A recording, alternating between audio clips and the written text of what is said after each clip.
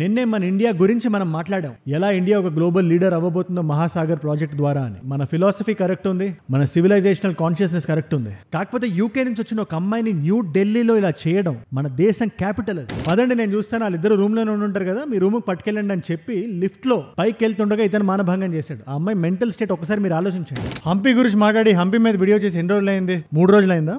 ఇంత త్వరగా అలాంటి ఒక ఇన్సిడెంట్ గురించి మాట్లాడాల్సి వస్తుందని నేను కల్లో కూడా అనుకోలేదు. ఈసారి యూకేకి సంబంధించిన అమ్మాయి ఇండియాకి వచ్చి తనకి ఇన్స్టాగ్రామ్ లో పరిచయం ఒక వ్యక్తితో, ఆ అమ్మాయిని ఈ వ్యక్తులందరూ ఏం చేశారో ఆఖరికి హోటల్ రిసెప్షనిస్ట్ తో సహా మీరు వింటుంటేనే మీ రక్తం ఉడికిపోతుంది. దాని గురించి మాట్లాడే ముందు అసలు ఫారెన్ ఆడపిల్లలు ఇండియాకి వచ్చినప్పుడు ఇజ్రాయెల్ అవనివ్వండి, యూకే అవనివ్వండి, అమెరికా అవనివ్వండి, ఆస్ట్రేలియా అవనివ్వండి, మెజారిటీ ఆఫ్ ద ఇండియన్స్ చాలా స్వీట్ గా ఉంటారు, చాలా హాస్పిటబుల్ గా ఉంటారు, చాలా అమాయకంగా ఉంటారు. కానీ ఎవరైతే వీళ్ళు 0.0000001% ఉంటారో, హార్మోన్స్ ని కంట్రోల్ చేసుకోలేని బ్యాచ్ ఒకటి, వాళ్ళ సైకాలజీలోకి మనం కొంచెం జూమ్ ఇన్ చేద్దాం. దీని గురించి చెప్పాలంటే ఒక ఎగ్జాంపుల్ చెప్పాలి మీకు. హర్ష్ గుజరాల్ అని చెప్పి ఒక వ్యక్తి ఉన్నాడు. ఆయన నార్త్ ఇండియాకి సంబంధించిన వ్యక్తి. ఆయన మీద పర్సనల్ గా ఏం లేదు, కానీ ఆయన స్టాండప్ కామెడీ చేసినప్పుడు ఒక జోక్ వేశారు ఆయన. అది ఒక్కసారి మీరు వినండి. पापा स्ट्रेस में कह रहे बेटा आज कमर कस ले। मैंने कहा क्या हो गया? कह रहा 21,000 डाल रहा हूँ आज। मैंने कहा ज्यादा नहीं है? कह रहा ज्यादा लग रहा है। मैंने कहा बहुत ज्यादा है पापा, 6,000 रुपए में तो रशियन आ जाती है। ఇక్కడ 6,000 అనే నంబర్ వైరల్ వెళ్ళింది. దీని మీద చాలా మీమ్స్ కట్ చేశారు, రీల్స్, షార్ట్స్ అని రకరకాల జనాలకు వెళ్ళిపోయింది. ఇది నేను ఎందుకు చెప్తున్నానంటే, మిథిలేష్ బ్యాక్ ప్యాకర్ అని ఇంకో యూట్యూబర్ ఉన్నాడు. ఆయన సేమ్ నార్త్ ఇండియాకి సంబంధించిన వ్యక్తి. ఆయన ఎలాంటి కాంటెంట్ చేసేవాడు అదంతా మనకు అనవసరం. ఆయనకి పెళ్ళయింది, భార్య రష్యన్, ఆయనకు చిన్న బిడ్డ కూడా ఉంది. సో వైఫ్ ని తీసుకొని ఇండియాకి వచ్చి ఉదయపూర్ వచ్చి అక్కడ ఈ ఫేమస్ ప్లేసెస్ అన్ని చూపిస్తున్నాడు, ఈ ఫోర్ట్స్ గట్రా. అక్కడ ఈ ప్యాలెస్ లో ఒక 4-5 గుమ్ముగూడి వాళ్ళు ఏం మాట్లాడుతున్నారో మీరే వినండి. तो क्या बोला? मैं सुना, मैंने 6,000 INR, मैं 6,000 INR. ఈ మిథిలేష్ అనే అతను ఏమంటాడు, నేను ఇక్కడ లోకల్ పోలీస్ ఆఫీసర్లకి, అక్కడ సెక్యూరిటీ గార్డులు అందరికి చెప్పాను, ఎవరు నేను చెప్పిన దాన్ని సీరియస్ గా తీసుకోలేదు. నా భార్యకి ఇండియా చూపిద్దామని తీసుకొచ్చా నేను. ఇప్పుడు తను ఏం గుర్తుపెట్టుకుంటది? ఈ 4-5 గుర్తుపెట్టుకుంటది కదా. ఇప్పుడు ఆ 6,000 INR అని మాట్లాడిన వ్యక్తి वो इंडिया आई है और मैं वीडियो बना रहा हूँ कि उनका एक्सपीरियंस, उनको इंडिया कैसा लग रहा है, कि लाइक ना मैं आया हूँ उदयपुर और डिफरेंट सिटीज ट्रैवल कर रहा हूँ, कितना खूबसूरत है इंडिया. अब ऐसा इंसिडेंट मेरे साथ होता है. मैं वहाँ पे जब ఆయన ఎక్కడి నుంచి పట్టుకొచ్చాడు ఆ పదం? రష్యా అమ్మాయిని చూడగానే 6,000 INR అనాలి అని ఎక్కడి నుంచి వచ్చింది? పాపం దీని గురించి హర్ష్ గుజరాల్ గారు కూడా మాట్లాడుతూ, అది నేను 2019లో రాసిన స్కిట్, అది అప్పుడు రైటింగ్ అయితే నాకు కొత్త, నేను తెలియకుండా రాశానని చెప్పి క్షమాపణ అడిగాడు ఆయన.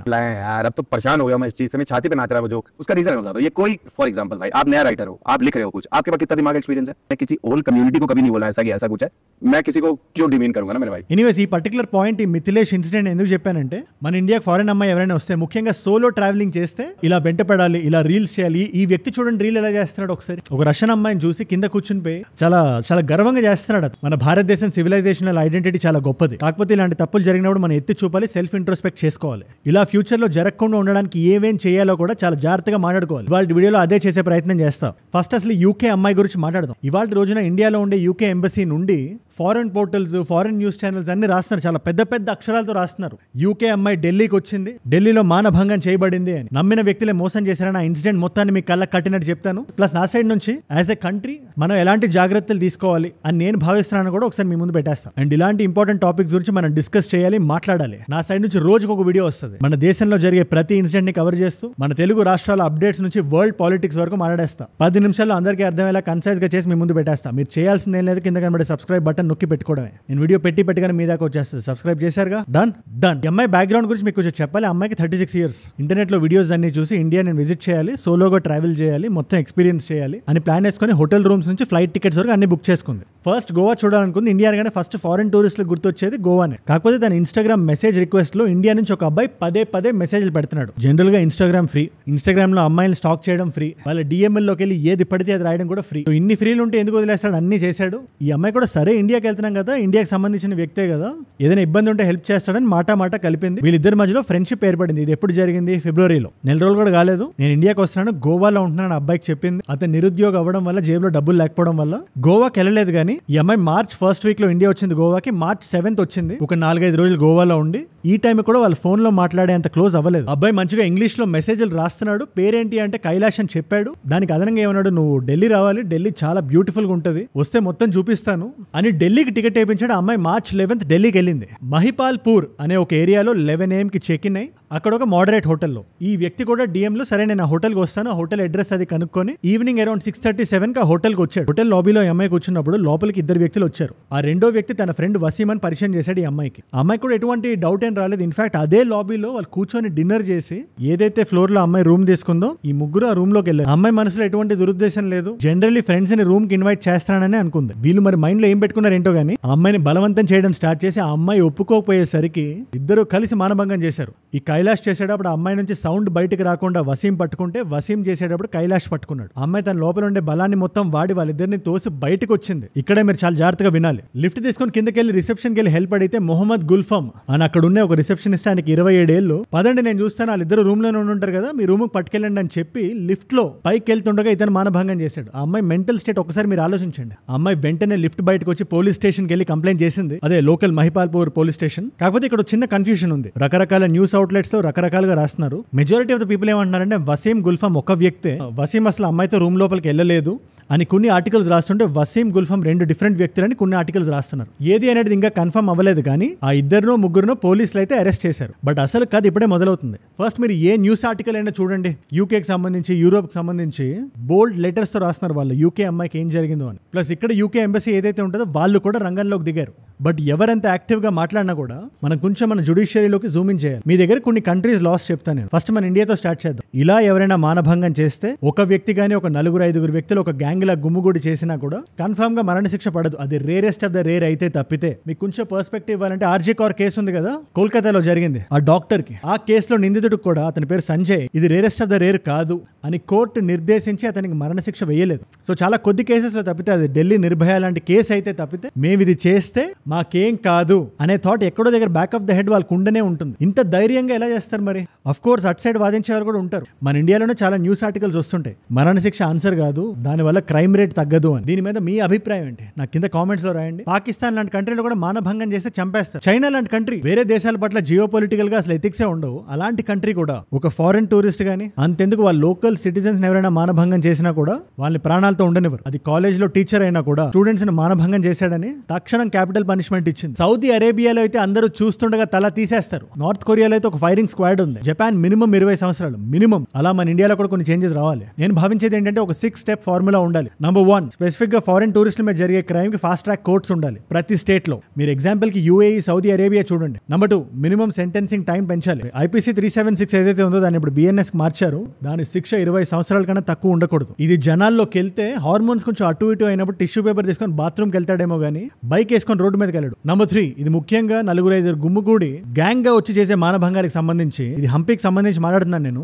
అగైన్ యూఏ ఇలాంటిది ఏదైనా జరిగితే లైఫ్ సెంటెన్సింగ్ కాదు, క్యాపిటల్ పనిష్మెంట్ ఇస్తుంది. నంబర్ 4, టూరిస్ట్ పోలీస్ స్క్వాడ్ అని చెప్పి ప్రతి స్టేట్ కి ఒక డివిజన్ ఉండాలి. స్పెషల్ టూరిస్ట్ ప్రొటెక్షన్ ఫోర్స్ అని STPF అని సిఆర్పిసిలో కొన్ని అమెండ్మెంట్స్ చేర్చి మనం గానీ కొన్ని టీమ్స్ పెట్టగలిగితే, ఇలాంటి ఫోర్సులు థాయిలాండ్ లో ఉన్నాయి, జపాన్ లో ఉన్నాయి. అందుకే ఆ దేశాల్లో టూరిజం అలా ఉంది. ఫైనల్ గా నంబర్ 5, హోటల్ రూమ్స్ గానీ, హాస్టల్స్ గానీ, హోమ్ స్టేస్ గానీ మీరు గానీ టూరిస్టులని వల్నరబుల్ చేసినా ఆ శిక్ష మీకు కూడా పడుతుంది అనే భయం క్రియేట్ చేయగలగాలి. నంబర్ 5, రిపీట్ అఫెండర్ డేటాబేస్ ఒకటి క్రియేట్ చేయాలి. మనం పూణే ఇన్సిడెంట్ గురించి మాట్లాడాం కదా, అది మన ఇండియన్ అమ్మాయి ఎవరైతే అమ్మాయిని తీసుకెళ్లాడో, ఆ బస్ లోకి తీసుకెళ్లి మానభంగం చేశాడో అతను రిపీట్ అఫెండర్. అతను దొంగతనాలు, దొమ్మిలు ఇవన్నీ చేసుకొని బ్రతికేవాడు, బెయిల్ మీద బయట ఉన్నాడు. అలాంటి వాళ్ళ మీద నిఘా పెడితే ఇలాంటి క్రైమ్స్ తగ్గుతాయి ఖచ్చితంగా. నేను ఒకటే మాట అంటున్నా, ఇలాంటి ఇన్సిడెంట్స్ చూసినప్పుడల్లా నేను ఎంత సిగ్గుపడతాను. నాకు భారతదేశం అంటే అంతే ప్రేమ. మన భారతదేశం లాంటి దేశం ఎక్కడా లేదని నమ్ముతాను నేను. Mountains, hill stations, beaches, islands, forest, deserts, backwaters, rivers, ఇలా ఒక దేశంలో ఇన్ని ల్యాండ్స్కేప్స్ మీకు ఎక్కడ దొరుకుతాయి? కల్చరల్ గా కానీ, హెరిటేజ్ పరంగా కానీ మనం చాలా స్ట్రాంగ్. మన సివిలైజేషనల్ ఐడెంటిటీ కూడా చాలా స్ట్రాంగ్ గా ఉంది. ఎంత మంది దేశాన్ని దోచేద్దామని చూసినా కూడా, వీడియో బిగినింగ్ లో కూడా ఒకటే మాట అన్న, 0.0000001% మంది చేస్తున్న పని వల్ల మన దేశానికి చెడ్డ పేరు వస్తుంది. దీన్ని మనందరం అడ్రస్ చేయాలి. దీని గురించి మనందరం మాట్లాడాలి. మన లా ఎన్ఫోర్స్మెంట్ గానీ, మన పోలీస్ వ్యవస్థ గానీ టూరిస్టుల మీద జరుగుతున్న అత్యాచారాన్ని చాలా సీరియస్ గా తీసుకోవాలి. మీరే ఆలోచించండి, హంపీలో ఆ ఇన్సిడెంట్ జరిగిన తర్వాత, ఇవాళ హోలీ ఈ వీడియో నేను చేస్తున్న రోజు మినిమం 2000 ఫారినర్స్ ఉంటారు హంపీలో. ఆ రోజు అలా జరిగిన తర్వాత చాలా మంది వదిలేసి వెళ్ళిపోయారు భయపడి. ఇవాళ యూకే మన నేషనల్ క్యాపిటల్ కి వచ్చినప్పుడు ఈ పరిస్థితి పట్టింది. నెక్స్ట్ కొన్ని ఇయర్స్ వరకు ఎవరైనా వస్తారా? వచ్చే ఆలోచన పెట్టుకుంటారా? టూరిజం కింద, సోలో ట్రావెలర్స్ కింద? ఇదే నేను మిమ్మల్ని అడుగుదాం అనుకుంటున్నా. మన దేశాన్ని మనమే కాపాడుకోవాలి. ఆ బాధ్యత మన మీద ఉంది. What do you think? దీని మీద మీరు ఏం ఫీల్ అయినా నిర్భయంగా నాకు కింద కామెంట్స్ లో రాయండి. I want to know. Comments చూసినప్పుడల్లా నాకు చాలా గర్వంగా అనిపిస్తుంటది. ఇంత సోషల్లీ కాన్షియస్ కమ్యూనిటీని, ట్రైబ్ ని మనం డెవలప్ చేస్తున్నామని. Thank you so much. ఇంకా 10 రోజుల నుండి మన మెంబర్స్ ఓన్లీ ఏజోడ్ న్యూస్ షో లైవ్ అవ్వడానికి. ఈ లోపలే యునానిమస్ సపోర్ట్ వస్తుంది మీ మెంబర్షిప్స్ ద్వారా. అది మీకు నా మీద ఉండే నమ్మకం. ఆ నమ్మకాన్ని నేను ఎప్పుడు వమ్ము చేయను. ఈ మెంబర్షిప్స్ ఏంటి అని మీరు అనుకుంటే, మండే నుంచి సాటర్డే వరకు జరిగే న్యూస్ ని మొత్తం కవర్ చేస్తూ ఒక ప్యానెల్ డిస్కషన్ లాగా ఒక అర్ధగంట 45 నిమిషాల ఎపిసోడ్ ని ఎవ్రీ వీక్ ఒకటి రిలీజ్ చేస్తాను. సండే మార్నింగ్ 10కి మొత్తం ఇంకా అప్డేట్ అయిపోతారు మీరు న్యూస్ లో. మీరు రెగ్యులర్ జాబ్ చేసుకునే సిటిజన్ అయినా, ఎగ్జామ్ రాయాలనుకునే ఆస్పిరెంట్ అయినా ఈ వీడియోస్ మీకు చాలా హెల్ప్ అవుతాయి. అండ్ ఒక democratic nominal fees of 59 rupees నేను పెట్టాను. ఎవరికైతే ఇంట్రెస్ట్ ఉందో, ఎవరైతే కాజ్ ని సపోర్ట్ చేద్దాం అనుకుంటున్నారో ఖచ్చితంగా take the membership, be a part of the tribe, be an OG. And of course మీరు ఇక్కడి వరకు నా వీడియోలో వస్తున్నారంటే మీరు నా కోర్ సపోర్టర్ కింద నేను లెక్కేస్తాను. మీరు ఏదైతే టైం ఇన్వెస్ట్ చేస్తున్నారో వీడియోస్ లో, ఆ టైం నేను లైట్ తీసుకోను. ఆ టైం ఇంకా బెటర్ చేయాలి, ఇంకా క్వాలిటేటివ్ చేయాలి, ఇంకా ప్రొడక్టివ్ చేయాలి అనే తాపత్రయం ఉంటుంది. ఏ రోజు ఈ నాలెడ్జ్ పిల్ మిస్ అవ్వదు. ఈ 10 నిమిషాలు మాత్రం మీకు వాల్యూ యాడ్ చేస్తాయి. అండ్ కొత్తగా ఎవరైనా ఈ పాయింట్ వరకు వస్తే ఖచ్చితంగా కింద సబ్స్క్రైబ్ చేసి పెట్టుకోండి. రోజు నేను వీడియో పెట్టగానే మీ దాకా రావాలి కదా. సబ్స్క్రైబ్ చేశారుగా, డన్. అండ్ ఇలాంటి వీడియో ఐడియా టాపిక్ ఏదైనా ఇద్దాం అనుకుంటే Instagram is the way to go. Ajay from ఏజుడ్ అని ఉంటుంది. అజయ్ ఫ్రమ్ ఏజుడ్ 1+ million ఫాలోవర్స్ ఉంటారు. You should be easily be able to find me. వచ్చేసండి, అక్కడ కూడా మాట్లాడేసుకుందాం. ఇలాంటి వీడియోస్ అక్కడ రీల్స్ లా చూడొచ్చు, నాతో డైరెక్ట్ గా ఇంటరాక్ట్ అవ్వచ్చు, నా చుట్టూ ఏం జరుగుతుందో కూడా చూడొచ్చు. Come let's connect. And 2 complimentary videos పెడుతున్నాను. ఈ పర్టికులర్ వీడియో రీసెంట్ గా మన ఇండియా లాంచ్ చేసిన మహాసాగర్ ప్రాజెక్ట్ మీద, వరల్డ్ స్టేజ్ లో ఇండియా లీడర్ అవ్వబోతుంది అనే కాన్సెప్ట్ కి ఇది ఫస్ట్ బేబీ స్టెప్. చాలా ప్రౌడ్ గా ఫీల్ అవుతారు. ఆ పర్టికులర్ వీడియో ఇక్కడ ఉంది. లేదా బలూచిస్తాన్ లో ఏం నడుస్తుంది, అక్కడ ట్రైన్ కి ఏదో అయిందంట కదా అనే డౌట్ మీకు ఏదైనా ఉంటే దాని మీద కాంప్రహెన్సివ్ అనాలిసిస్ చేసి ఆ పర్టికులర్ వీడియో ఇక్కడ పెట్టా. మీకు ఏ వీడియో ఇంట్రెస్ట్ ఉంటే ఆ వీడియో చూడండి. అండ్ నేను మిమ్మల్ని మళ్ళీ రేపు కలుస్తా. మనందరం కలిసి పెరగాలి, కలిసి ఎదగాలి. Let us all grow together. Let us all rise together. Rise above arrogance, rise above ignorance, rise above hate. ఏజుడ్ అంటే మనం. జై హింద్, జై భారత్, జై ఆంజనేయ, ఓం నమో వెంకటేశాయ.